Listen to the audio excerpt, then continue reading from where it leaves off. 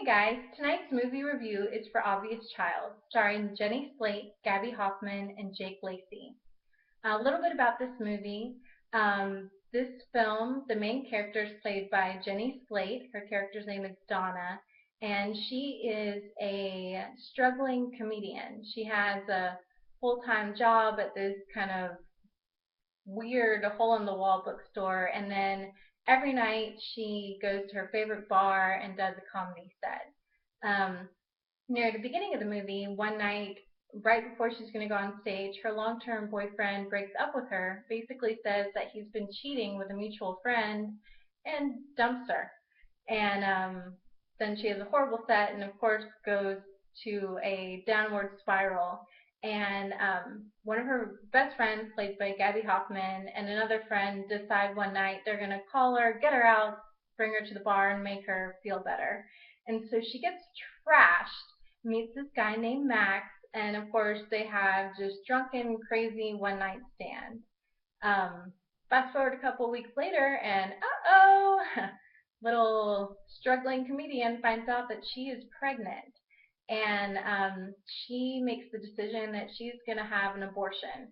She can't have it for a couple weeks. So most of the movie deals with the couple weeks between finding out that she's pregnant and having an abortion and kind of becoming an adult, making some of these hard decisions that she hasn't really had to face before, and also dealing with the relationship with Max. Near the beginning of the movie, she wasn't really going to tell him anything, never thought she would really see him again, and he kind of pops up in a few different ways, and so then you have the questions: is she going to go through with the abortion? Are they going to get into a relationship? What's going to happen? Is she really going to grow up and learn anything?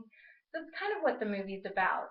Um, Now, as far as the acting, Jenny Slate, I'd never really seen her in anything, but she was completely adorable in this. She was really funny. She was really heartfelt, really genuine. I really, really enjoyed her performance. I really enjoyed all the performances in this movie. None of them were over the top. They were very real people. They were people you can imagine some of your friends being. The story writing was really good. I really enjoyed it a lot. It's a pretty simple story. It's not, some crazy thing that took years and years to think up. It's something you've probably seen before. It's just a simple, beautiful story. Of course, it does have, a couple of movie magic moments. Like at one point, the main character Donna is trying to avoid this guy Max because she hasn't told him that she's pregnant and she doesn't really know what she's going to do. She's at her mother's house, who's a professor, and all of a sudden, knock, knock, knock. Oh, I have a student coming over, a former student, and it ends up being Max. Is that really going to happen in the real world? Probably not. But for movie magic's sake, you got to find some reason to have him come back around. But in general, I thought all of the acting was really strong. The story was beautiful. Of course, the subject matter is serious. There were a lot of funny moments.